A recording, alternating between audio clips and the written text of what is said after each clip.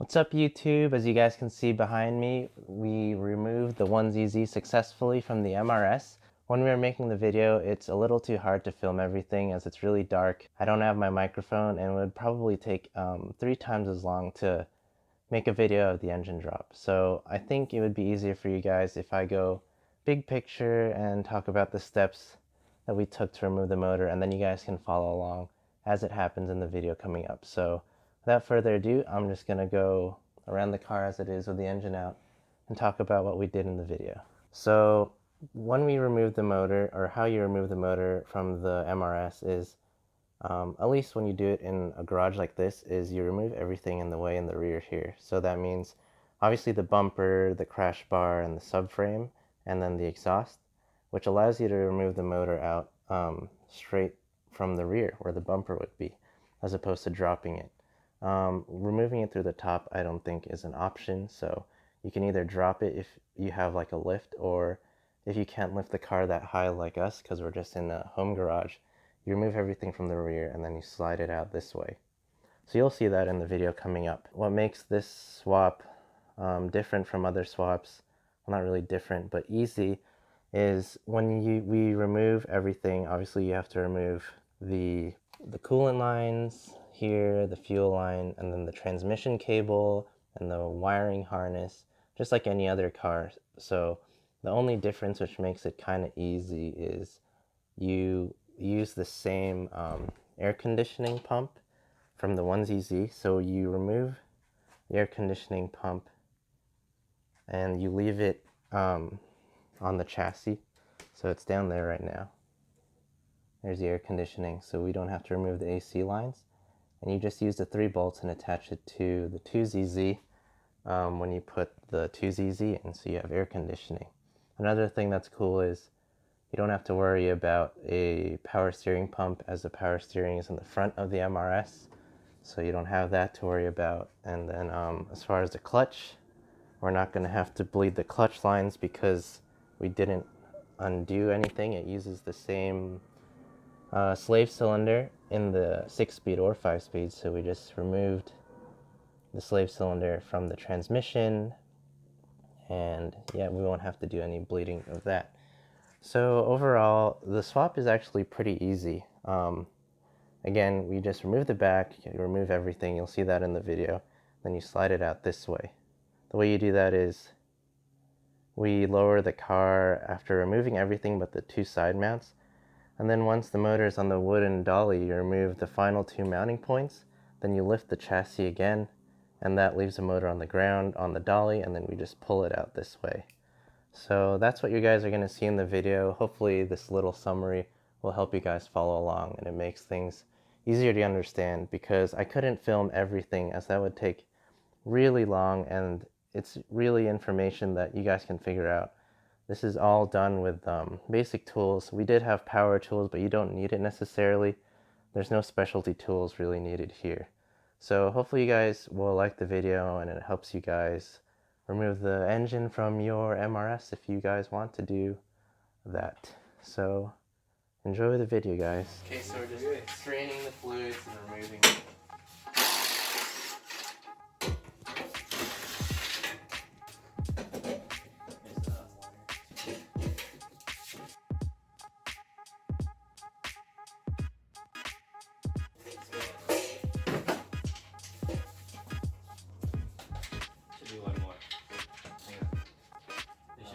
Do you have a torch or anything?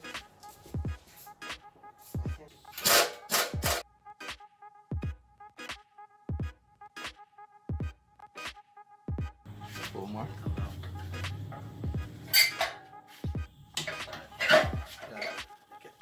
Okay, so muffler removed. Take off the O2 sensors, and then we have to take off the air box. And Ian's trying to take off the OEM air box. Yeah, it's so much different than an aftermarket one. Wow, I didn't know it goes all the way. Yeah. So I guess the OEM one goes all the way here. It collects air, yeah. It collects from here all the way up to the little gills right here in the fender. So it's a factory cold air intake. That's actually pretty cool. And now we're gonna ruin it. It doesn't hook up to the 2ZZ. Actually, you can, but it's just different diameter, and so you. That'll be restricting it. Yeah, you're just gonna be very rich. Airbox is gone. Heat shields are gone. I'm just gonna take off the header now. Gotta use some heat. So making a video of the swap is pretty hard because you can't see anything. I know. Yeah. But right now he's taking off the throttle cable. And then the torch is getting lit right by his leg. I'm gonna torch the header bolt again. Alright, throttle cable's off. What's left to remove? We have coolant and then fuel. Coolant, fuel, exhaust, and then shifter cables. And then we can do the engine mounts. Well, actually, no, we gotta take off the. We gotta take That's the this guy off. subframe. Subframe, and then yeah.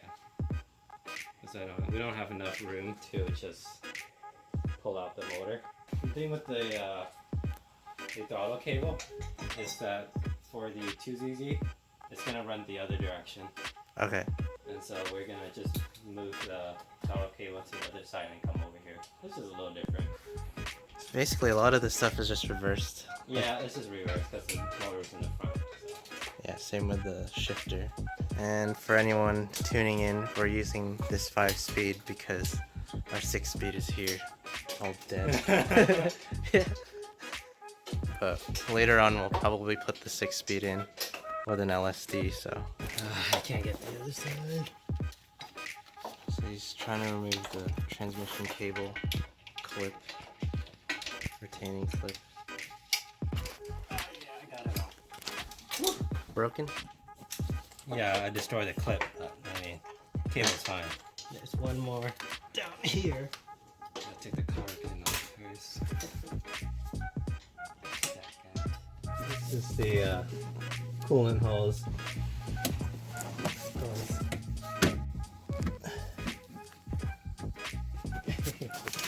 Got a pipe tip? Oh, yeah, there's the pipe. So right now we're removing the engine mount. There's 5 bolts, 2 here, and then 3 on the motor, or on the firewall. God damn, they're so tight though. Here, I can, if you put on this side, I can. Too late.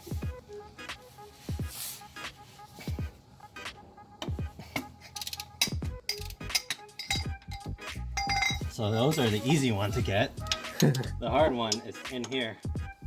I don't know how I'm supposed to get leverage on that one.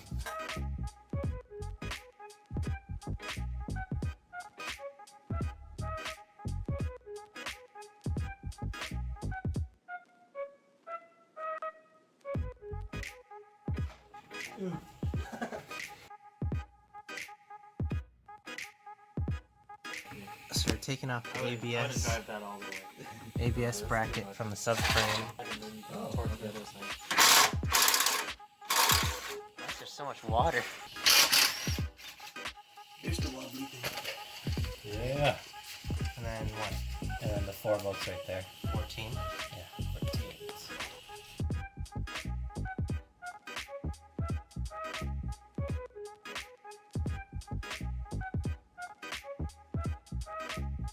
This impact way too weak, man. So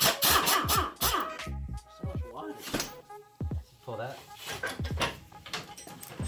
Oh, did you get the ABS on that yet?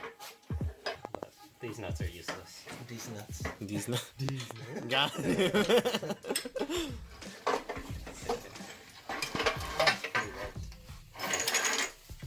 It's pretty hollow. Subframe. Delete. Subframe delete complete. Oh shit. Okay, so we took out one axle. AC is loosened. We're undoing the wiring harness now. And yeah, just takes really long to pry off all this stuff. And Gabe is here doing nothing. So Ian's just undoing the wiring harness. Alright, and then I just need a fire. Use my bare hands. I did it with my bare hands. Ian is too good. Okay. So harness is ready. So we're just gonna get it through the firewall. Okay. So there's this rubber piece right here. It's kind of annoying to work with, but yeah.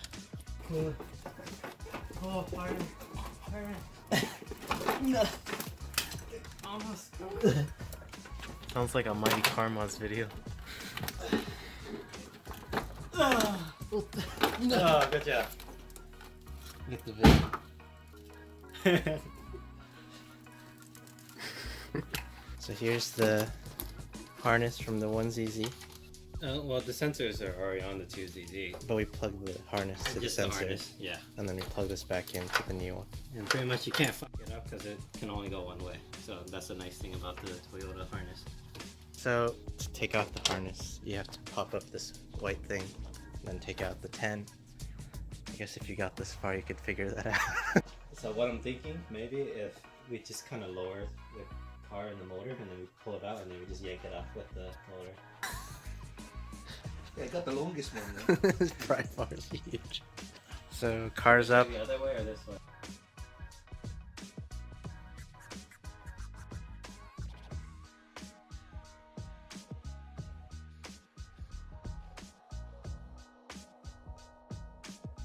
Let's unbolt, and then we'll hopefully that wood doesn't crack.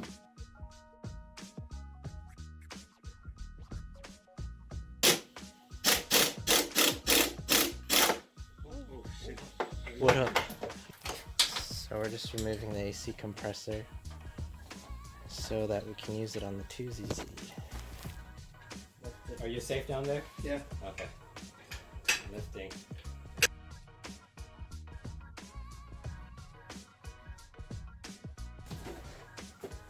There are 3. Ian, There's 3? there are 3 bolts. Oh, is there one on top? Yeah. Oh, fuck. Forgot about it. I do need to take this one.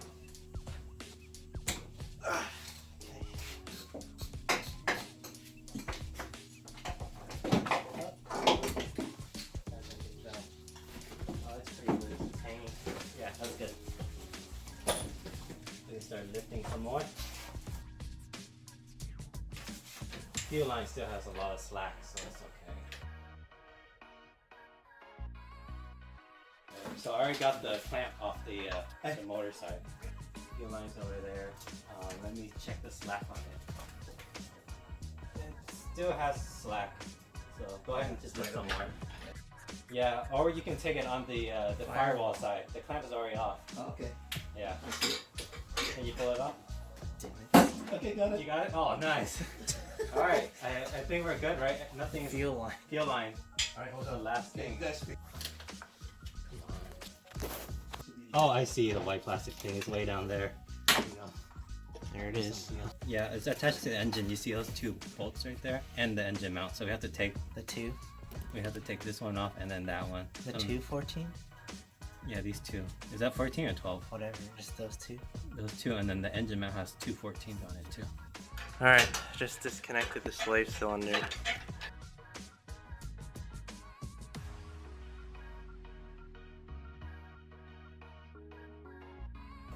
I'm gonna pull it out a little more. Okay? Oh, okay, well, there you go. Yeah, go ahead.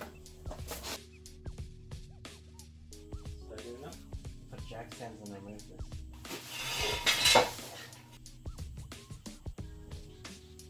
Yeah, I always feel nervous when I release.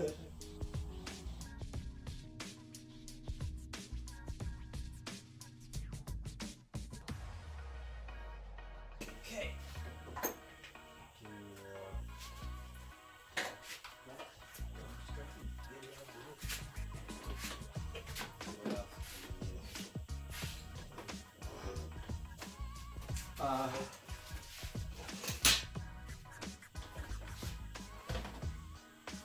Ta-da! Yay, did it. That wasn't too bad. Actually, not that bad. So, Hey, what's up, guys? we got the engine out, and now we're in the engine bay. Now we're 2-man what's up? power swap. What's up guys? So I hope you guys enjoyed that video that we made to remove the 1ZZ from the MRS. Hopefully it was easy to understand and help you guys visualize what's needed to remove it. So all that's left is to remove, actually I'll just film it this way. All that's left after you remove the motor is you transfer the engine harness that goes to the ECU. You remove that. As you saw in the video, we pulled it through the firewall. So what you pulled through the firewall, you just remove it from all the sensors on the motor and you transfer it to the same sensors on the 2ZZ. You can't really mess this up, hopefully, as the plugs are all unique Toyota plugs, so it's fairly straightforward. Also, what you move from the 1ZZ is this fuel rail.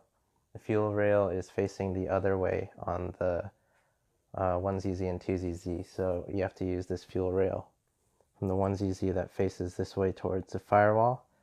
And of course, you don't use the injectors from the 1ZZ, you just move the rail. So I'll probably make a video more in depth on like part 2 preparation of the 2ZZ, but basically that's what you do. And then you need to wire up the lift wire and I think oil temperature or pressure sensor, but we'll cover that in the next video. So hopefully you guys enjoyed this video and it helped you guys understand, and I'll see you in the next one. Remember to please like, comment, and subscribe if you enjoyed it, and hopefully we can have a 2ZZ swap spider for you guys in all our videos coming up. So until the next one guys, see ya.